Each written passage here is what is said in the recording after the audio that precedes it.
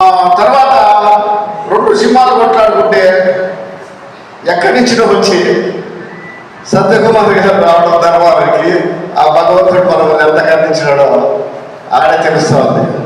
మరి ఈ బీసీ అనే పదం ఎక్కడ పనిచేసింది? సెంట్రల్కి వెళ్ళిపోయింది. ఎవరికి? మోడీ గారి దగ్గరికి వెళ్ళింది. మోడీ ఎవరు? బీసీ. ఆ బీసీకి అయితేనే తెలిసేది దర్బార్లో బీసీ ఎంతమంది అనేది.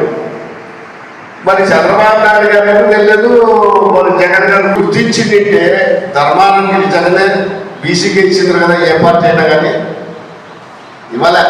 కానీ ఎవరికి తెలిసింది? దేశ ప్రధాని బీసీ. మరి ఓసీని నిలబెట్టచ్చు కదా, ఆయన కూడా ధర్మానికి బీజేపీ తరఫున.